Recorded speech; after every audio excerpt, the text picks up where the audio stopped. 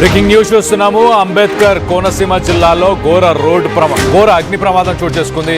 రామచంద్రపురంలోని ద్రాక్షారామ మార్కెట్లో మంటలు చెలరేగాయి. ఒక్కసారిగా మంటలు చెలరేగడంతో 43 షాపులు 43 దుకాణాలు ఒక్కసారిగా ఖాళీ బూడిదలైపోయి ఈ 7 కిరాణా షాపులతో పాటు కూరగాయల షాపులు మొత్తంగా మాంసం దుకాణాలు ఇవన్నీ కూడా పూర్తిగా దగ్ధమైపోయి కలకలలాడే మార్కెట్ బూడిద పాలు కావడంతో వ్యాపారులు ఆవేదన చెందుతున్నారు.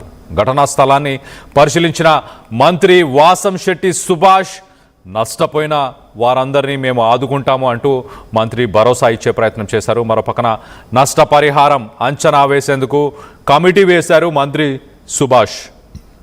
ప్రమాదానికి కారణాలపైన వెంటనే దర్యాప్తు చేయాలంటూ కూడా ఆదేశాలను జారీ చేశారు. పోలీసులని ఆదేశించారు మంత్రి సుభాష్. షార్ట్ సర్క్యూట్ వల్లే ప్రమాదం జరిగిందనే అనుమానాన్ని వ్యక్తపరుస్తున్నారు. దానికి సంబంధించిన విజువల్స్ మనం రైట్ సైడ్ బాక్స్లో చూస్తున్నాం. చూడండి, సుమారుగా 43 షాపులు అంటే ఎంతగా ఆస్తి నష్టం జరిగిందని చెప్పుకోవాలి. ఎంతోమంది వ్యాపారం చేసుకునే ఆ మార్కెట్ యార్డ్లోనే మరి ఈ ఘటన చోటు చేసుకుందా. భారీగా మంటలు ఎగసిపడుతున్న ఆ విజువల్స్ మనం చూడొచ్చు. ఒక్కసారి ఆ ఘటనా స్థలానికి సంబంధించిన ఒక్కసారి ఆ విజువల్స్ని చూసే ప్రయత్నం చేద్దాం.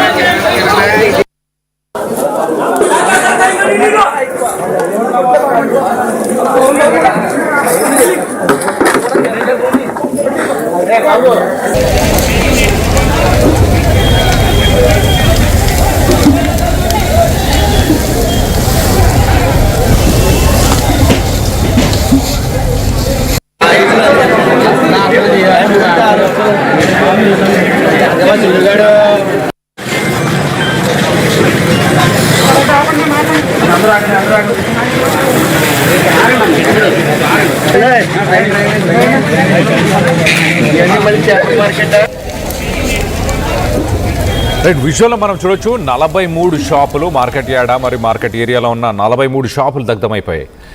అందులో 7 కిరాణా షాపులు ఉన్నాయి, మిగతావి కొన్ని కూరగాయల షాపులు, అలాగే మాంసంకి సంబంధించిన దుకాణాలు. మొత్తంగా 43 షాపులు ఈ మంటల్లో అంటుకున్నాయి.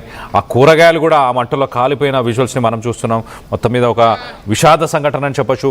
ఆ విజువల్స్లో కూడా మనం వినొచ్చు, చాలామంది ఆ షాప్స్కి సంబంధించిన ఓనర్స్ అందరూ కూడా లబోదిబం అంటున్నారు. వాళ్ళ కష్టార్జితం, వాళ్ళు కష్టపడి ఎన్నో సంవత్సరాల నుంచి కూడబెట్టుకున్న డబ్బులు కావచ్చు, షాప్ కావచ్చు, షాప్లో ఉన్న మెటీరియల్ కావచ్చు, అవన్నీ కూడా ఒక్కసారిగా అందులో ఉన్న సామాగ్రి అంతా కూడా దగ్ధం అవ్వడంతో ఒక్కసారిగా షాక్కు గురయ్యారు. ఇక ఈ ఘటనకు సంబంధించి ఒకసారి మనం చూస్తే కలకల్లాడే మార్కెట్ యార్డ్ అని చెప్పొచ్చు. ఒక రకంగా 43 షాపులు. మరి ఈ ఘటనకు సంబంధించి మరి షార్ట్ సర్క్యూటే దీనికి కారణమా ఏంటి, ఆ వివరాలన్నీ కూడా కనుక్కోవాలి అంటూ కూడా మంత్రి వాసంశెట్టి సుభాష్ ఆదేశాలను జారీ చేశారు. వాళ్ళందరికీ కూడా నష్టపరిహారాన్ని కూడా అందిస్తాను అంటూ భరోసా ఇచ్చే ప్రయత్నం చేశారు. అంచనాలు కూడా వేయడానికి ఒక కమిటీని కూడా వేసినట్టు తెలుస్తుంది. మొత్తం మీద ఈ ప్రమాదానికి కారణంపై వెంటనే దర్యాప్తు చేయాలంటూ కూడా మాట్లాడుకొచ్చారు. దీనికి సంబంధించి మరింత అప్డేట్ కూడా తీసుకునే ప్రయత్నం చేద్దాం. మా ప్రతినిధి ప్రకాష్ అందుబాటులో ఉన్నారు. ప్రకాష్తో మాట్లాడి తెలుసుకునే ప్రయత్నం చేద్దాం. ప్రకాష్, చెప్పండి, ఈ ఘటన రైట్ మరి కాసేపట్లో మా ప్రతినిధి ప్రకాష్తో మాట్లాడే ప్రయత్నం చేద్దాం. మనం చూడొచ్చు ఆ విజువల్స్లో ఎంతగా మంటలు ఎగిసిపడుతున్నాయో. అలాగే 43 షాపులు అంటే ఆ 43 షాపుల్లో పనిచేసే వ్యక్తులు మొత్తంగా ఒక 200-300 మంది వ్యక్తులు ఉండొచ్చు. కుటుంబాలు ఇప్పుడు రోడ్డున పడ్డాయి అనుకోవాలా. ఆ మార్కెట్ యార్డ్లో వారందరూ చేరుకొని కాలిపోతున్న ఆ షాపులను చూసి ఎంతగానో బాధపడుతున్నారు. మరి షార్ట్ సర్క్యూటే ఈ మంటలకి కారణమా, ఇతర కారణాలు ఏమని లెఫ్ట్ సైడ్ బాక్స్లో మనం చూడొచ్చు. టమాటాలు అనుకుంటామని, ఉల్లిపాయలు, టమాటాలు, కూరగాయలు కూడా చూడండి. ఆ సగం కాలిపోయి బూడిదవుతున్న ఆ కూరగాయలు మనం చూడొచ్చు. సో ఎక్కువ శాతం మార్కెట్ యార్డ్లో ఉన్నాయన్నీ కూడా కొంత కిరాణా షాపులతో పాటు కూరగాయలు, మాంసానికి సంబంధించిన షాప్స్గా గుర్తిస్తున్నారు. సో భారీ నష్టం, నాకు తెలిసి కిరాణా షాపులకే భారీగా నష్టం వాటిల్లే అవకాశం ఉంటుంది. మొత్తం మీద మంత్రి సుభాష్ ప్రస్తుతానికి ఒక అంచనా వేయడానికి ఒక కమిటీని కూడా ఆయన వేస్తున్నామని చెప్పుకొచ్చారు. అందరికీ నష్టపరిహారాన్ని ఇచ్చే ప్రయత్నం చేస్తానంటూ ఆయన భరోసాని ఇచ్చే ప్రయత్నం చేశారు. మరోపక్కన ఆయన ఆ మార్కెట్ యార్డ్కి అక్కడ చేరుకొని ఆ మార్కెట్లో ఉన్న షాప్స్కి సంబంధించిన మంటలని, అక్కడ ఉన్న పరిస్థితులను అన్నింటినీ కూడా ఒకసారి ఆయన పరిశీలించే ప్రయత్నం చేసిన విజువల్స్ని మనం రైట్ సైడ్ బాక్స్లో చూస్తున్నాం. మొత్తం మీద 43 షాపులు అంటే మామూలు విషయం కాదు. ఈ ఘటన వెనుక మరి ఇతర కారణాలైనా ఏమైనా ఉన్నాయా? షార్ట్ సర్క్యూటే ప్రధానంగా ఈ ఘటనకు సంబంధించి ముఖ్య కారణం అని చెప్పి భావిస్తున్నారా? దీనికి సంబంధించి మొత్తానికైతే అధికారులను అప్రమత్తం చేశారు. ఆ అధికారులపై దిశానిర్దేశాలు ఇచ్చే ప్రయత్నం చేశారు.